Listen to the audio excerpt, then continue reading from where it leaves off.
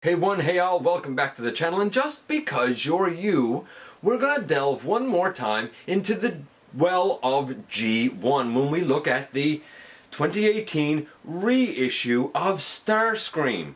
And I answer the question that has been posed to me a lot. Just how faithful of a recreation of the original Seeker mold is this? Now yes, this is only the box, and we'll get to the figure, although Megatron is hiding out in here right now. We're going to compare him to my original vintage G1 Thundercracker in the latest GotBot True review.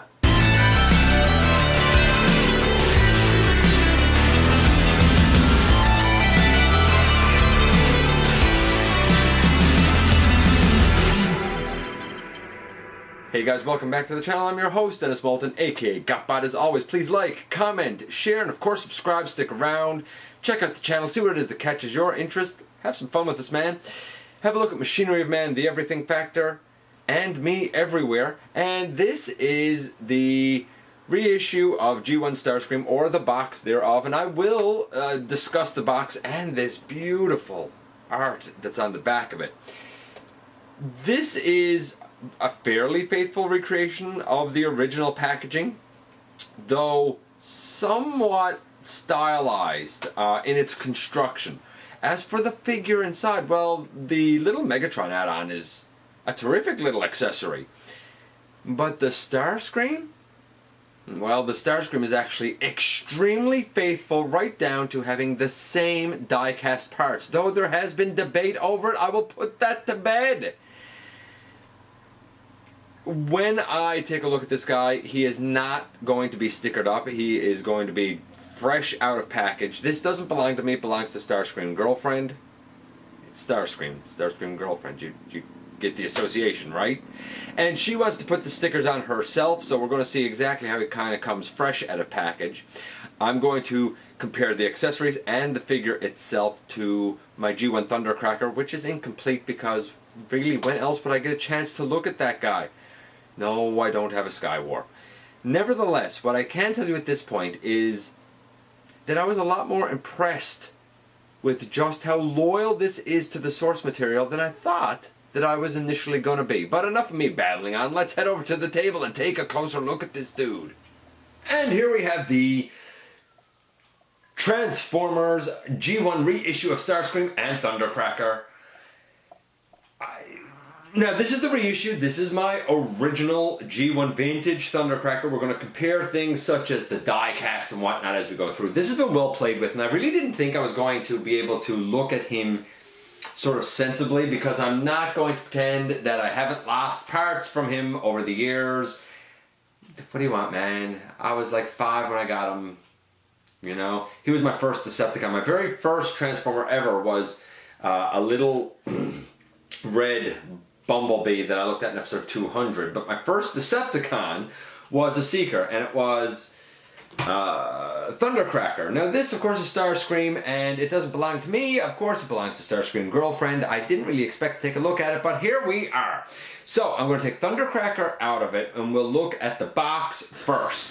So this is very, very true to what we got in G1. Very true, and I love it. I love seeing it on the shelf. The nostalgia factor is off the charts. It is very reminiscent of the original box. Now, we do have a plastic clamshell inside, as where I believe before we probably had foam.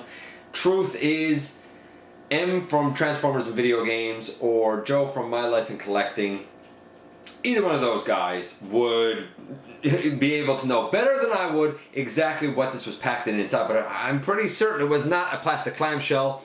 The back of the box here, a lot of people said it looks sort of cheap. Now, this box is, if I'm not mistaken, constructed a bit differently. It is a thinner cardboard, and if I'm not mistaken, I feel like the way... Okay, see if I can explain this by kind of giving you the visual, so to speak. What we have here is a box where the flap on top is just one piece of cardboard that comes up the back of the box. But I feel like before, it was like a piece of cardboard that came down around the bottom, wrapped around the bottom, came up, folded in here, and then folded up again here. So what you had was like a double piece of cardboard up top, if I'm not mistaken. I could be wrong, but I feel like it was, you know, a piece of cardboard here that turned here and came out, that turned here and came down, that wrapped around the bottom and came up the back. Now on this side you can see Starscream in vehicle and robot mode. I even like the old school Hasbro logo there, ages 8 and up. We have Decepticon Air Commander here. On this side again we have the product shots. On the top of the box we have those classic steps where we have 1, 2, 3, 4, and 5. You want to talk about parts former? Wait till we get this guy out. By the way, just of note here, if this, you know, this is a Decepticon, if this was not about, the lower part of the box here would be red, and the lower part of Transformers here would be red, and of course we'd have an Autobot symbol here. On the back is where the glory comes in. Oh, the battle scene, I remember this vividly.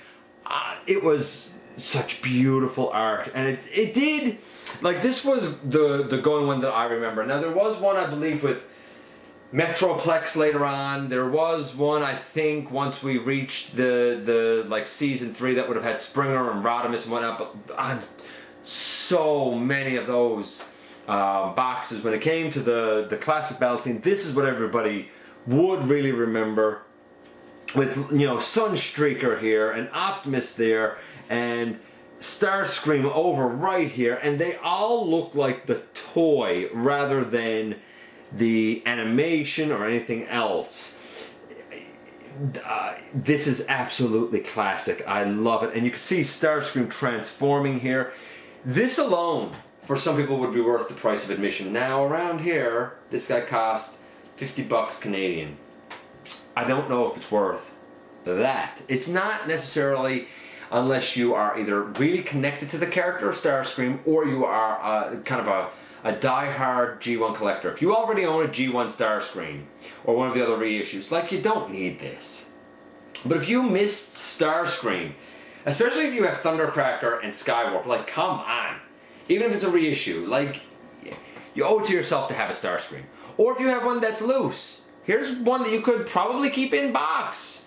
It's absolutely beautiful. We have a nice bio down here, full bio, and we have the tech spec here. Now, we don't have a tech spec like decoder, that little red thing. You can actually see the blue line, kind of no problem there for the specs. Whether or not they're accurate, well, that's up to you. Over right here, you'll see perforated a thing that says Transformers are authentic. That is where we would have had robot points before. Of course, we don't have robot points anymore. I think they were called robot points. So we're going to kind of break this guy out. We're going to look at his accessories. Now, by accessories, I mean anything that's not on the plane mode. And that's important to note, and I'll explain why when I actually take him out here. And here we have the plastic clamshell. I'm going to take the top of it off. And we have the robot here, as well as all of the accessories. Now, I said I'm not going to talk about the things that are on him when he's a plane, which means we're actually going to remove the whole plane piece. Though his null rays are under the wings, I'll remove those because we will call those accessories. I'm going to remove these pieces because we're going to call them accessories. We're going to call his hands accessories, and we'll look at all this closer shortly. And we're going to call Megatron an accessory, who again we will look at shortly. But these pieces down here, they're just the tail fins and whatnot. We're not going to call these accessories. I'm going to put these on the plane and we'll look at them when we compare the two planes. And so we start off with this, I guess, blaster firing mechanism. It's gray and blue. The blue up here, like it's part of a spring-loaded gimmick. You look at them side to side with Thundercracker's G1 here, and it looks like the exact same thing. The only difference is the opening in the front of the reissue Starscream is bigger than the opening at the front of the vintage G1. The projectiles that come with Starscream will not fit in Thundercracker's launcher here, but they do look like the same molding when placed next to each other. Here we have a blue handpiece with a little protrusion on the bottom. It is different than the G1 handpiece that did not have that protrusion on the bottom. Nor did the G1 have an opening on the top, though this one does for a very special reason. And then we have two of these projectiles, which are meant to be used with the launcher in robot mode as the completion of the null ray. You just feed that in there, and this is a completed robot mode null ray. In plane mode, you're supposed to use these projectiles in the launcher. Now, these are very long, way longer, and molded differently than the original G1 version that came with Thundercracker. So in the end, when you load them in the launcher, side-by-side comparison, they look like this. I'm sorry, the top one just looks ridiculous. I get it was for like child safety or something, but come on. Come on. If you think you could use the shorter ones with the reissue, you can't. Remember what I said, the opening on the G1 is smaller than the opening on the reissue. So you can't use these short ones with the new reissue. Maybe you can cut off the long ones, but even then I think you're risking not having the correct notch to be able to feed it in properly. And lastly, we have the leader of the Decepticons, Megatron, in his alt mode. And this looks so nice, it looks so cool. Starscream can hold it in jet mode and in robot mode. For robot mode, the two pieces come apart and one goes slide up over that protrusion on the bottom of the hand, while there's a little notch that goes down in the top of the hand. For plane mode, we use this kind of molded in connection piece right there. This looks fantastic. Little Decepticon symbol, silver and black. It's all one piece, but it looks great. And for the other side, if you're wondering, it looks like really the same thing.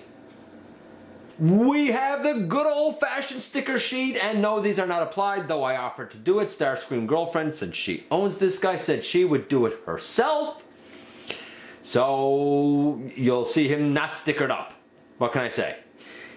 And last but not least, we have his instruction pamphlet. This is side 1. This is side 2. 10 steps, and it also tells you where to put the stickers. And here we have two G1 Seekers, Starscream and Thundercracker. Sadly, no Skywarp here.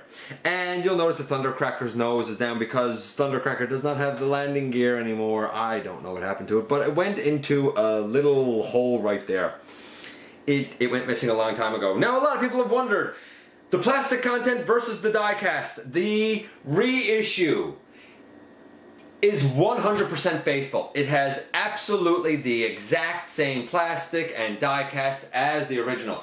The plastic isn't thinner, the die-cast isn't less. I weighed both of them. Both of them are 48 ounces. And just to make sure I was being accurate, I took the landing gear off of the reissue Starscream. They are the exact same weight. This is the same mold, so this is going to be pretty quick and easy. In terms of a plane, they are both fantastic. Starscream rolls well because he has his front landing gear. Thundercracker not so much because he only has his rear landing gear. I'm curious now, could his landing gear... Yeah, I mean you could, there you go. You might not be able to change out the null rays, but you can change out the landing gear. Good to know. Just taking that out of it. Now neither of them have a landing gear. And the landing gear, by the way, is plastic with, like, that's wrapped around die-cast metal. Like the wheels, the silver wheels are metal, and the whole plastic piece is just wrapped around it. So we take that out. Then we have the Megatron accessory. I'm going to try and show exactly where that goes and see if it fits on both. So you might wonder, where do you put Megatron? Well, you'll notice here on his chest we have openings, hollow spots, and we have that little squared out piece on Megatron. We just should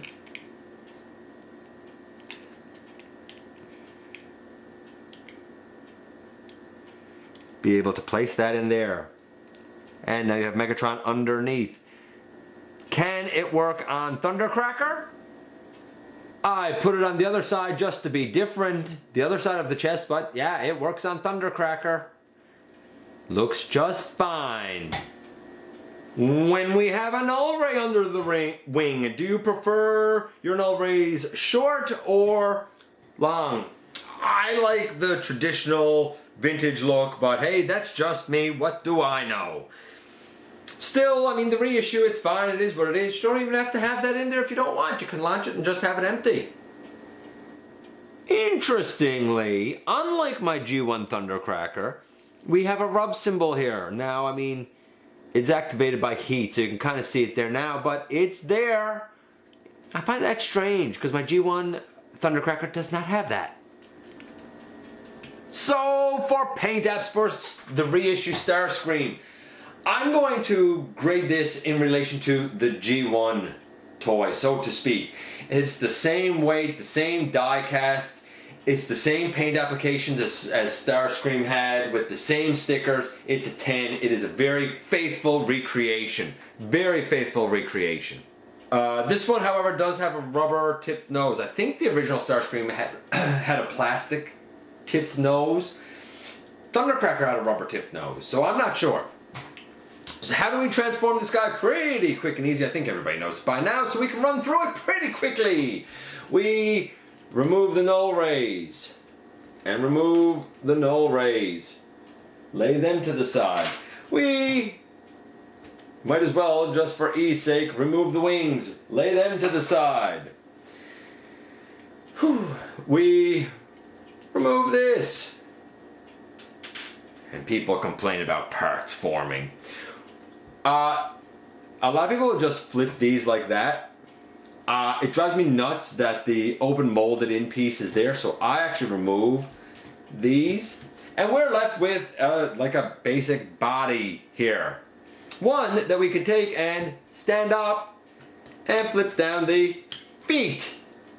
At this juncture, you can take these and bring them in. See, instead of having this open detailing, we have the nice molded detail on top.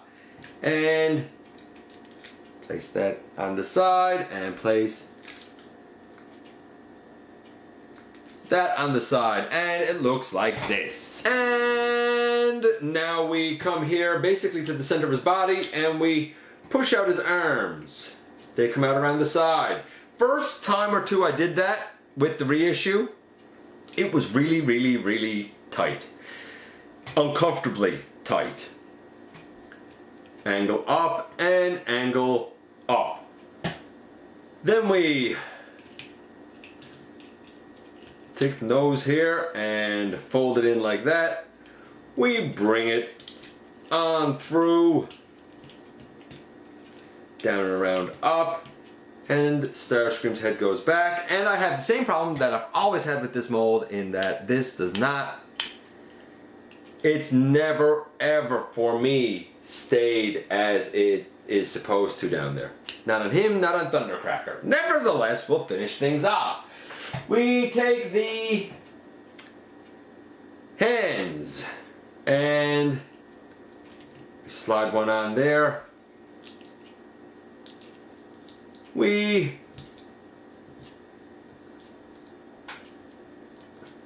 I can do it.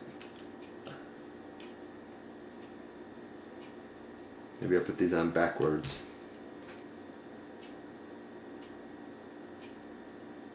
I did. We slide that one on there. And we slide that one on there. We change out the null rays so that they're in proper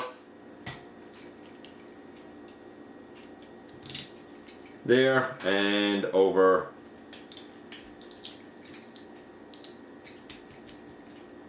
here. Put a proper null ring in here. Pull that down. And lastly, we take the wings and put it in here. Some people angle them back like absolutely straight. You know, like way behind them. I don't. I tend to angle them sort of like that.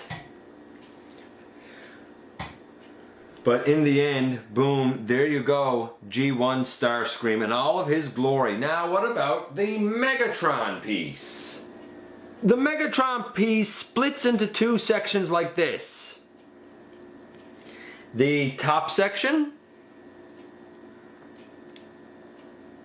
goes down into Starscream's hand like so.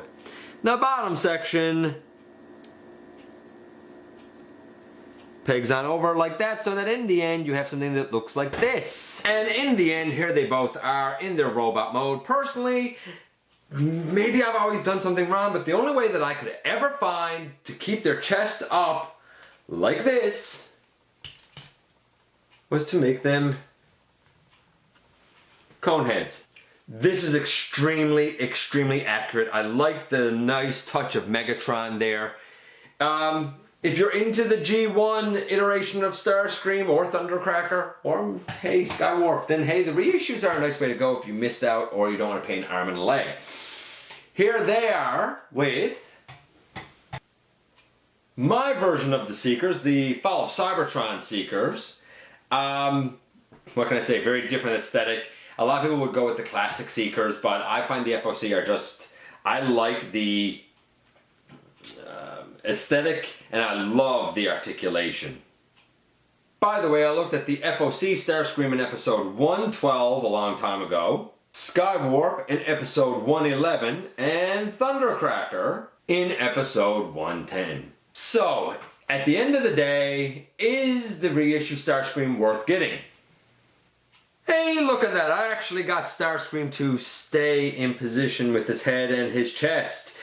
I feel like it's very precarious. Look, for display, it's fine.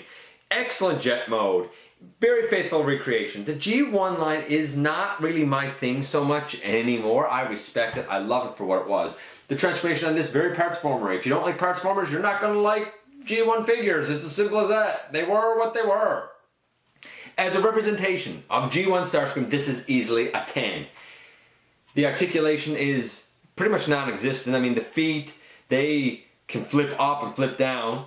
The body's a brick and the arms can go like around and kind of out to the side. Like they can butterfly, but there's no elbow, no wrist, the head can't move, there's no waist, no knee, no anything. It's a brick. That's why I didn't really go through the articulation, especially in comparison to the FOC one.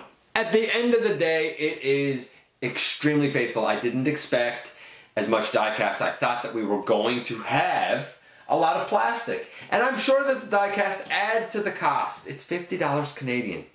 Unless you are, like I said, a kind of a die-hard Starscream fan, like Starscream Girlfriend, or you are a G1 collector, I don't think it's worth 50 bucks. I just don't. Half price? 25? Probably. Yeah, probably half price. But of course, that's just me, and everybody has different collecting tastes. If you have always wanted a G1 Starscream, and you've missed out time and again, or you're new enough to collecting that, hey, he just hasn't been around in the time that you've been collecting, certainly not for a reasonable price, hey, this is probably the most affordable option you're going to find, and it is extremely faithful. And here we are once again, and here's Starscream now stickered up. Decepticon stickers on the wings, and his ear intakes have the stickers on them. And really, if you kind of just stand them up, you can see the stickers are done. The ones on the body that wrap around the side were the most challenging, or that's what Starscream Girlfriend said.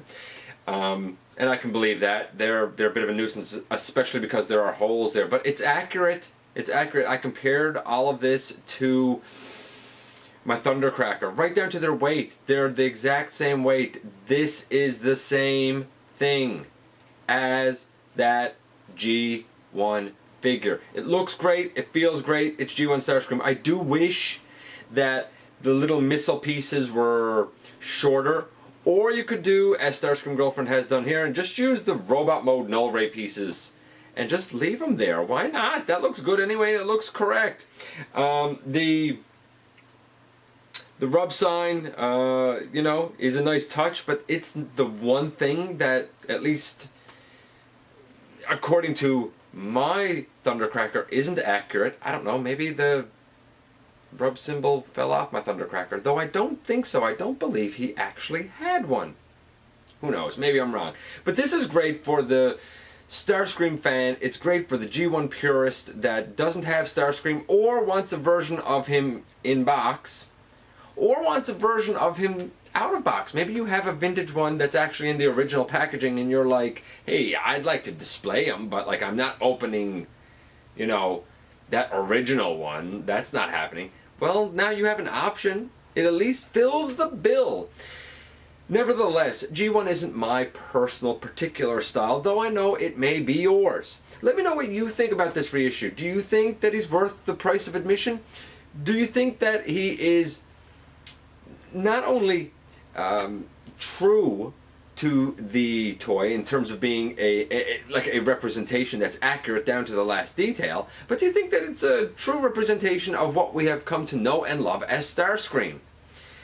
I like him. I think that he fills the purpose that he's intended to fill. Let me know what you think about this guy. As always, you know that I love to hear what you guys have to say. And besides that, I wanted to thank you for dropping by, for giving me some of your extremely valuable time. Once again, I'm going to say please hit that subscribe button, stick around, join the community here, and as always, I very much look forward to the next time that you and I get together to have another visit right here inside the videos.